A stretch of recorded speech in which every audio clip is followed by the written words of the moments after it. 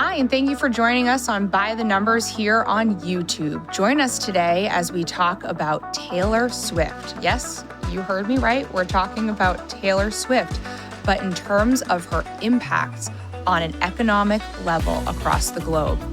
Sit back, relax, grab a cup of coffee, and join us as we take you through the numbers.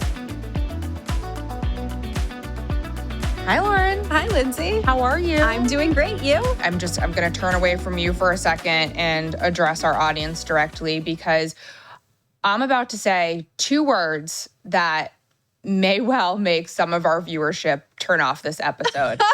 So I really want to beg you to hang in there with us because we're about to talk about Taylor Swift. Excellent. I know. I promise you that we are not about to fangirl out. We're not swapping friendship bracelets today. We do that outside the studio. Clearly. But really, we're going to talk about this from an economic perspective. So please hang in there with us. All right.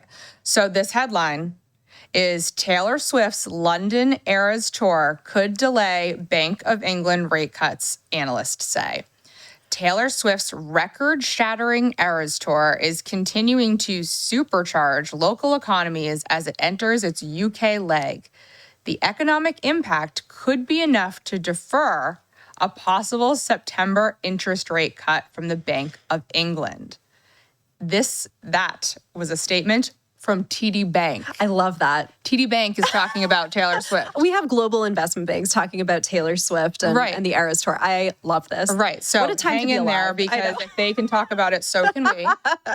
We get to have a little fun too. Yeah, I think this can definitely be a fun conversation. I think we so. won't try to take it, one way or the other. And we won't sing, I promise. Oh, gosh. No. But hey, I was just at a Taylor Swift birthday party 2 weekends You ago. were? I was, not for an adult, for a child. Okay, love you. But I mean, the pure fact that all these kids showed up in like Taylor Swift garb and the decorations with her face on it and the goodie bags were chock full of things that looked like you could have bought it on the sidewalk after seeing her concert. Oh, goodness. Just think about the commerce of that. Exactly. Right? I just want to know how many friendship bracelet kits have been sold. I mean, that's supercharging an industry right there. Oh, yeah. I mean, my daughter has two of the same kit. Oh, gosh. And they're really great quality, really fun little beads. I would much rather make bracelets with my kids than, get on my knees and play like Barbies or something. That's just not the kind of mom I am. I like the creative stuff. Nice. I will say she needs to fix the elastic that's in those kits. So, maybe that's probably an import rather than an export. But no, in all seriousness, when analysts are looking at things like the impacts of Taylor Swift's tour and making these big claims that it could potentially, edge off a rate cut that everybody's waiting for. Exactly. I think that we should be paying attention. I agree. This article very well could be clickbaity, which could then make our episode clickbaity. Yeah, sorry.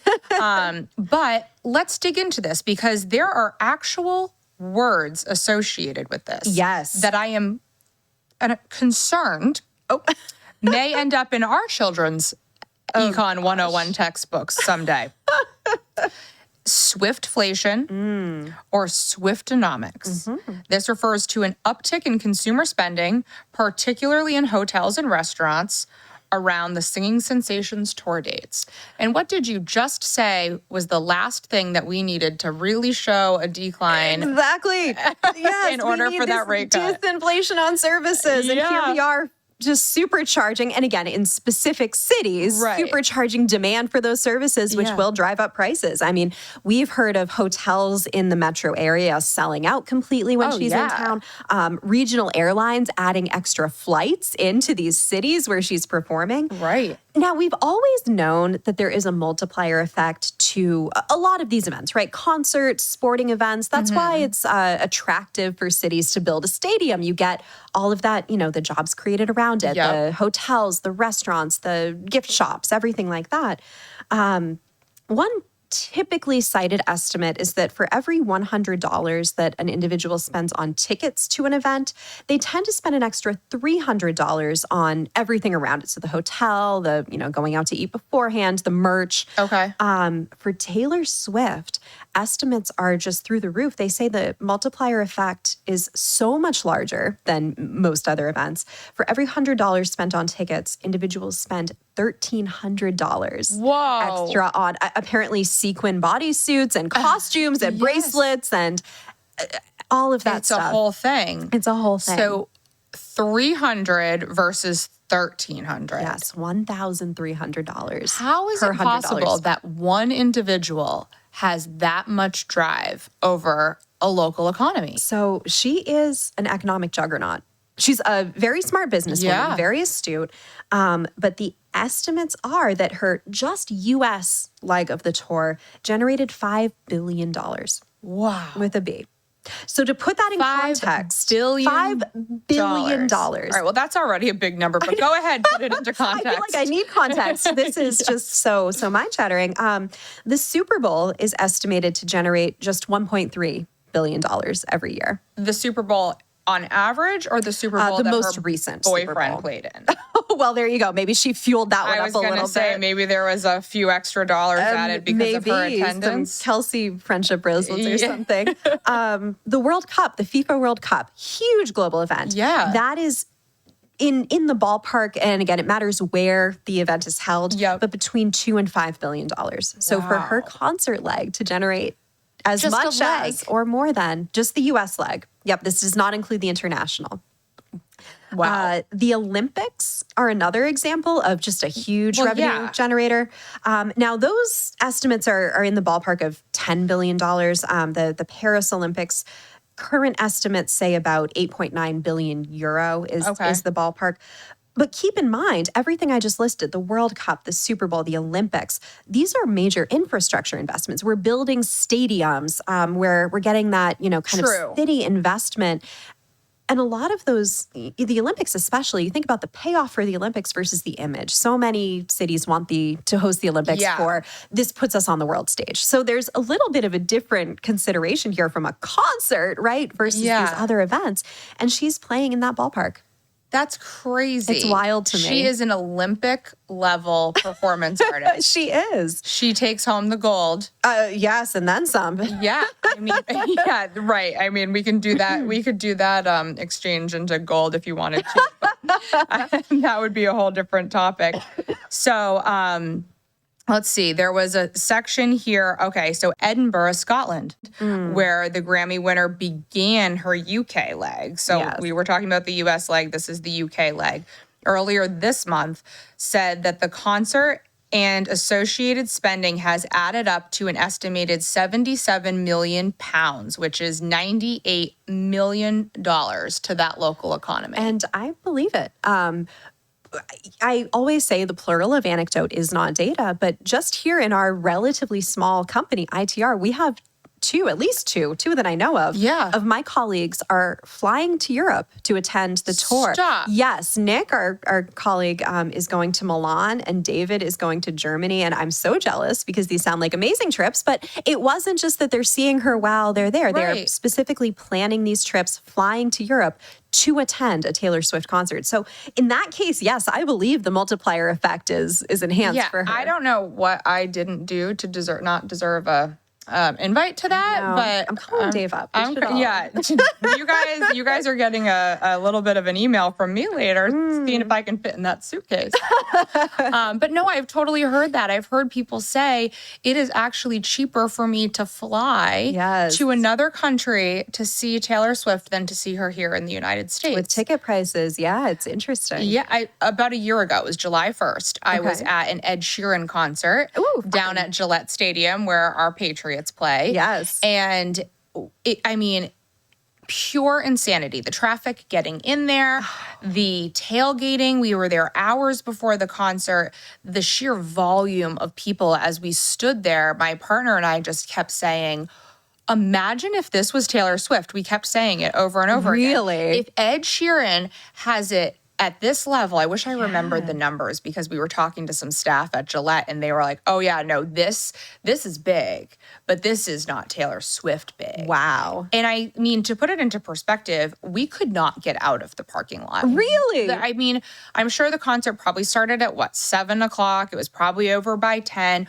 We did not get out of the parking lot until 1 a.m. You were kidding me. It was insane. Oh my goodness. And I think the folks at Gillette are professionals of getting people in and out of there. I would hope they'd have a little traffic, yeah. Right, so that just speaks to the sheer volume of how many people were in attendance at an Ed Sheeran concert, which was, a concert that I think I would enjoy more so than Taylor Swift. Oh, you're not a Swiftie. No, I like Taylor Swift. I do.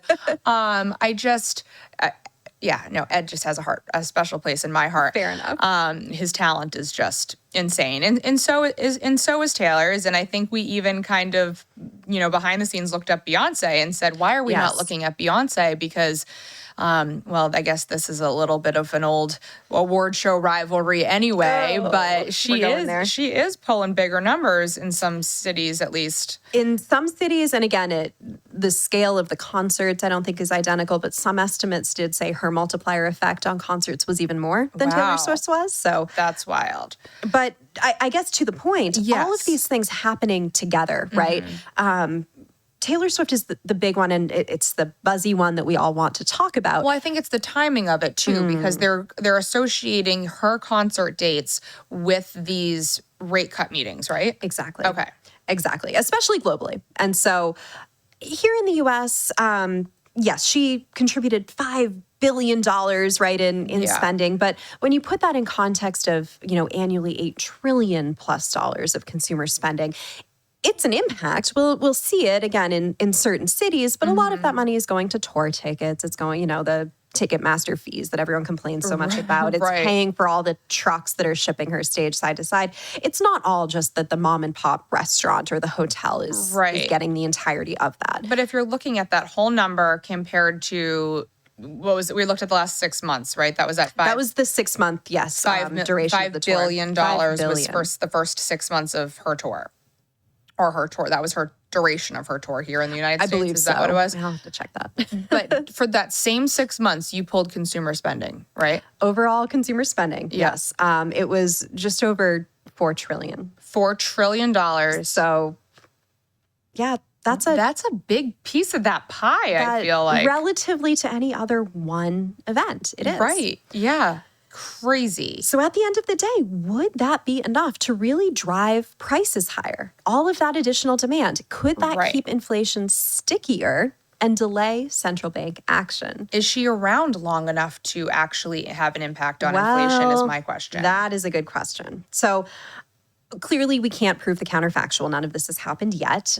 She's only just starting, as you mentioned, that the UK leg of the tour. We do have a couple of examples of other countries that she's gone to. And so what I did, and again, this is not a perfect analysis, but it was the best we could do, was I pulled the CPI data, Consumer Price Index, in each of those countries. Was it normal in the month she was there? Okay. So there are only 5 tour dates that we have data for that's been released. She was a couple places in May, but we don't have that data yet to confirm. So I'll just go through each of these 5 if that's okay. Yeah, I want to hear it. Starting in Mexico in August of 2023, she started her, I guess, we'll call it global tour. Their CPI that month, it was above median, so it came in a little hot, but it was well within the normal range. Okay. So maybe she had a little boost, but nothing to write home about. All right. Nothing to delay central bank action. Okay. Let's say that. There we go. That's the big question. Then she went to Brazil in November of 2023, and CPI that month actually came in weaker than normal. So we missed a Brazil effect, I guess, from the Eras Tour. All right. Japan this February, CPI was completely normal, basically at the median that we would have expected for a February result. She was also in Australia in February of 2024. Unfortunately, here, I only have quarterly CPI data, but for that quarter, it came in just below median. So not enough to lift a quarter, which is harder than a month. Yeah. And finally, Singapore in March, CPI was again weaker than normal. So in none of these cases, I guess Mexico, it was again slightly above median, but still a very expected response. And as we've said time and time again, 1 month of data does not make a trend. Right. So I don't think any of these central banks would be looking at just 1 month and saying, oh, because it was elevated in this month, we should delay, a quarter or whatever.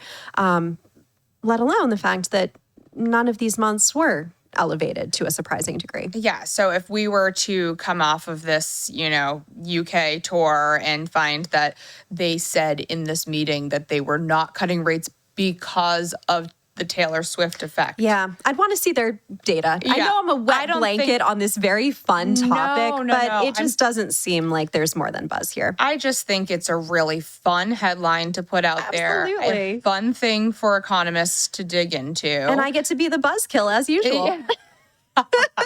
Right. Well, I think the buzzkill would actually be Taylor if she was starving off a rate cut, which folks are really in need of. So good thing she isn't. I know. We can still be Swifties.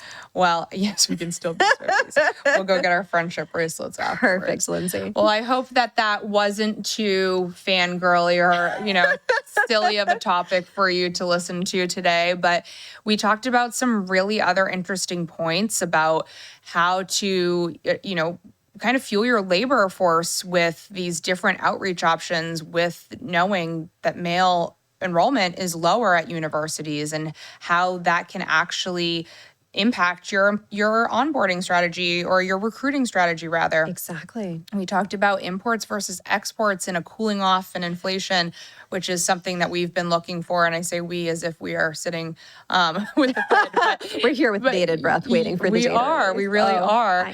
And then, kind of looking at where rate cuts have and have not happened and the impacts that have or have not had on those local economies as well. And then can Taylor move that needle and make rate cuts, not happen and impact inflation to the positive or negative, I guess. It depends on what city. So as always, Lauren, so fun to dig into the numbers. Even more fun when we have a fun headline like the Taylor Swift one. So thanks for bringing that today. I really appreciate it. That's all the time we have for today, folks. Thank you so much for hanging in there with us as we take you through the numbers. Bye, Lauren. Bye, Lindsay.